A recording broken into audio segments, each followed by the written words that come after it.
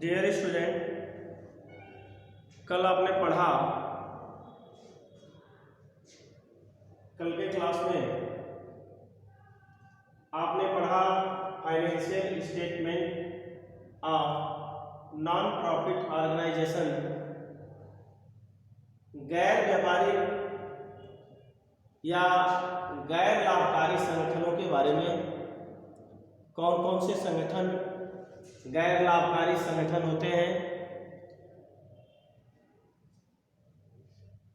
ये संगठन लाभ कमाने की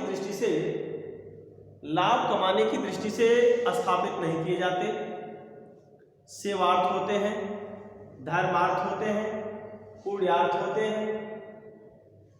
ऐसे संगठनों की कुछ विशेषताएं हैं। कौन कौन सी विशेषताएं हैं? तो सबसे पहली विशेषता आती है स्वेच्छा, यानी दो या दो से अधिक व्यक्ति स्वेच्छा से ऐसे संगठनों को बना सकते हैं।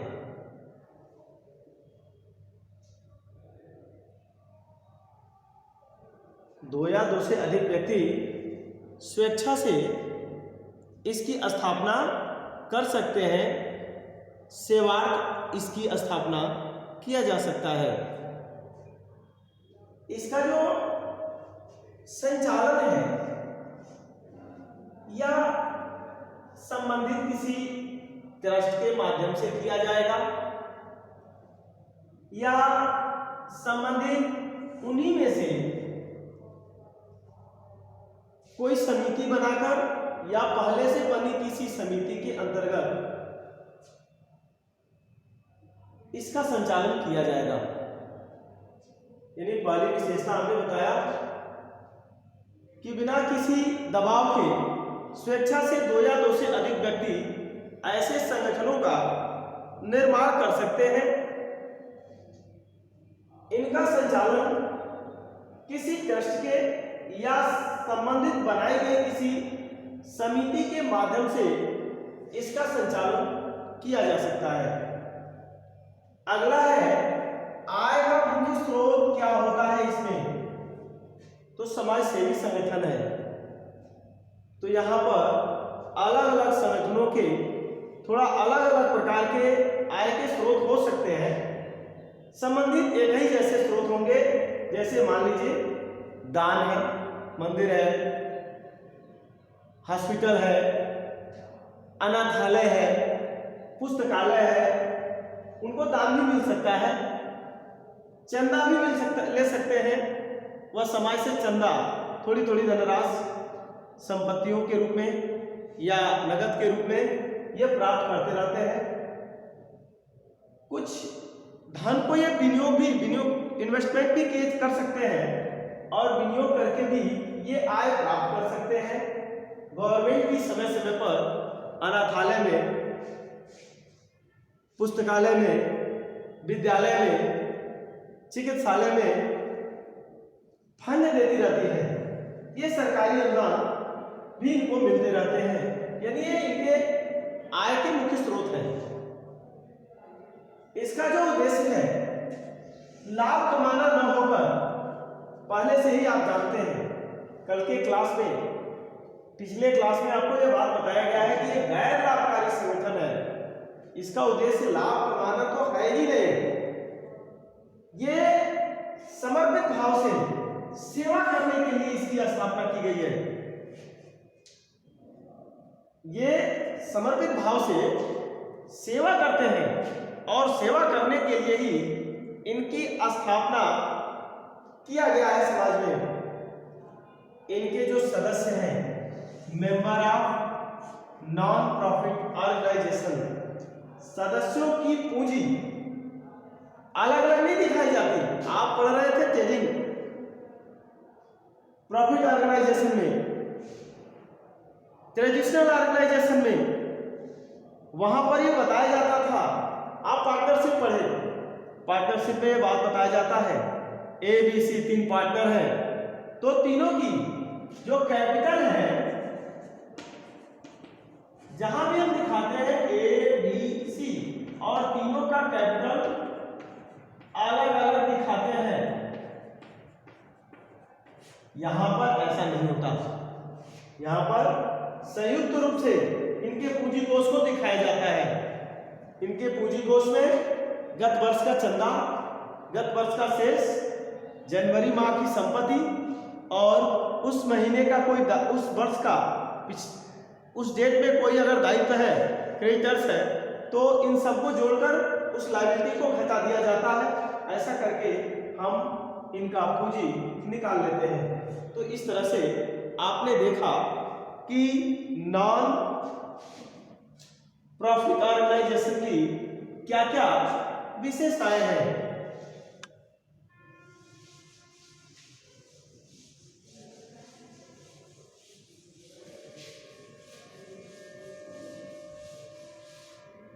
अब हम देखेंगे नॉन प्रॉफिट ऑर्गेनाइजेशन यानी गैर व्यापारिक संस्थानों में पुस्तकों को रखने की क्या क्या आवश्यकताएं हैं, क्यों आवश्यकता पड़ी गैर व्यापारिक संगठनों को पुस्तक रखने की। यहां भी लेन देन होते हैं। विद्यालय देख लीजिए, इसके कुछ रिसिप्ट हैं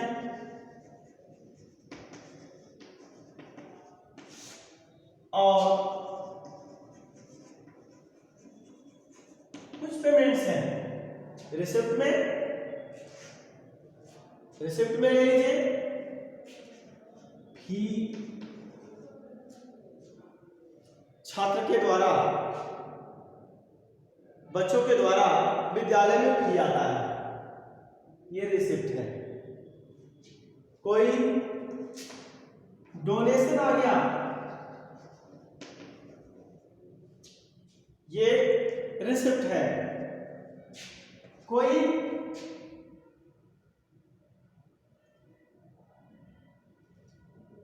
सब्सक्रिप्शन आ गया, सब्सक्रिप्शन चंदा, मेंबरशिप फी,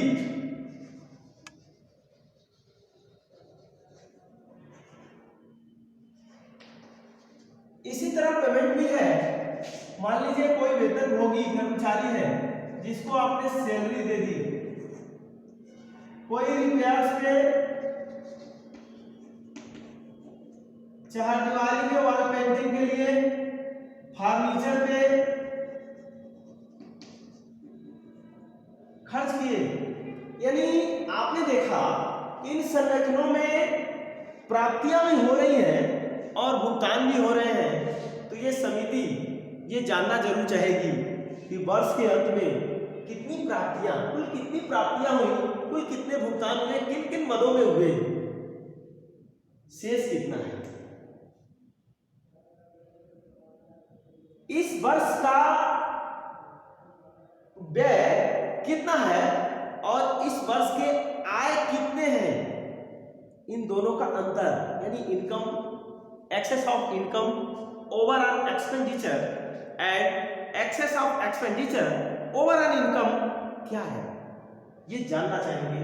और जानने के लिए हमें यहाँ पुस्तकों की रखने की आवश्यकता है, रखना चाहिए। इसलिए अब हमें देखना यह है कि यहाँ पर पुस्तकों को रखने की आवश्यकता है, तो कौन पुस्तकें रखने के बाद हमें यहाँ पे महत्वपूर्ण कौन कौन से खाते खोलने पड़ेंगे।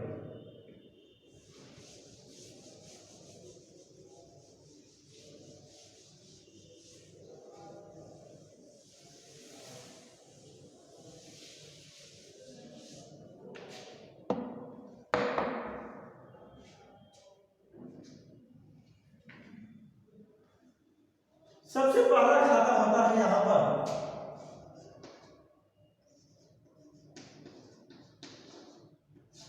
आगम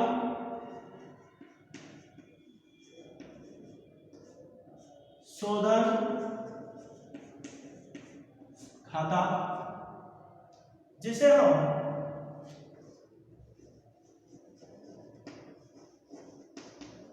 रिसेप्शन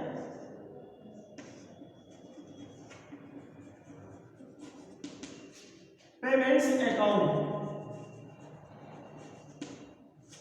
कहते हैं। इसे हम प्राप्ति और भुगतान खाता भी कहते हैं। इसे हम प्राप्ति और भुगतान खाता भी कहते हैं। यह रोकड़ पुस्तक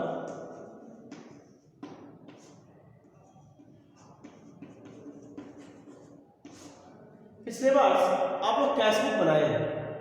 जैसे कैशबुक बनता था सेम वही खाता है। चूंकि रोकड़ पुस्तक या कह सकते हैं या रोकड़ पद्धति पर आधारित है, यानी बेशक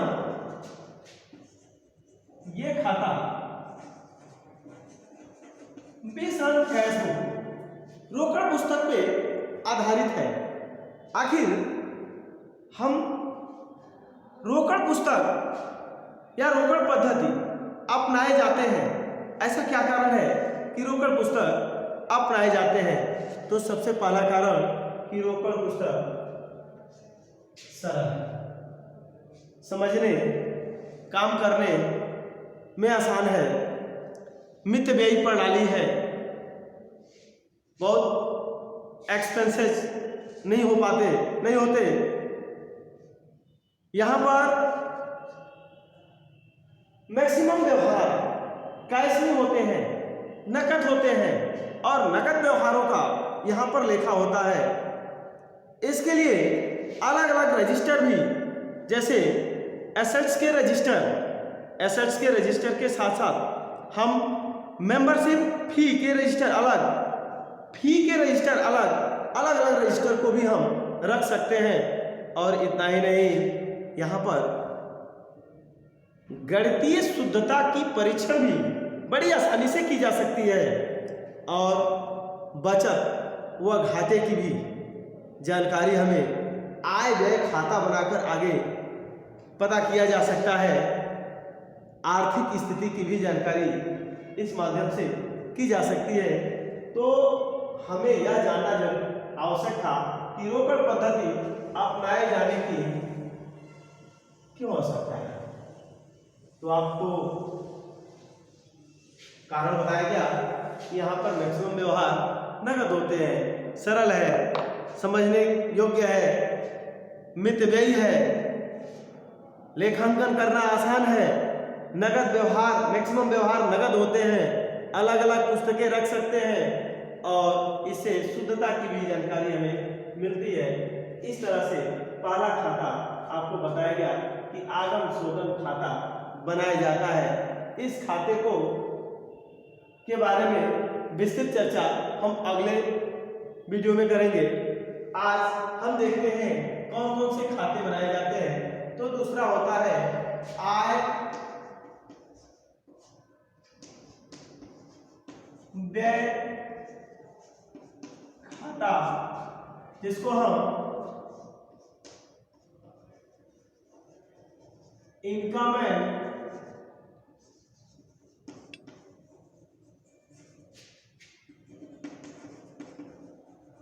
एक्सपेंडिचर अकाउंट कहते हैं। आय व्यय खाता आप व्यापारिक संगठनों में प्रॉफिट एंड लॉस अकाउंट बनाते थे। व्यापारिक संगठनों में आप लाभन खाता बनाते थे। यह खाता वैसे ही बनता है जैसे लाभान खाता बनाया जाता है, यानी जैसे लाभान खाता बनाया जाता था वैसे ही यह खाता बनता है। यानी इसका नेचर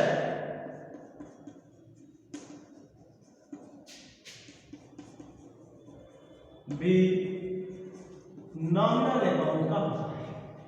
इससे हमें इस बात का पता चलता है, इस खाते को बना देने के बाद हमें इस बात की जानकारी मिल जाती है, इस बात की जानकारी मिलती है इस वर्ष समस्त व्ययों और समस्त आयों का आधिक्य क्या है, यानी इनकम ओवर है एक्सपेंडिचर पे, एक्सपेंडिचर ओवर है इनकम पे। इस बात की हमें जानकारी यहां पर मिल जाती है। जिससे ट्रस्ट समिति ये जानती है कि हमने जितना प्राप्त किया उसमें से इनकम जो थे उसमें से उस पर व्यय का कौन सा हिस्सा है, कौन सा भाग है, यानी आपको ये पता चल जाता है। और तीसरा, एक विवरण पत्र बनाया जाता है। वह विवरण पत्र जो है, वो विवरण पत्र जो बनाया जाता है वो है बैलेंस शीट, आर्थिक चिट्ठा,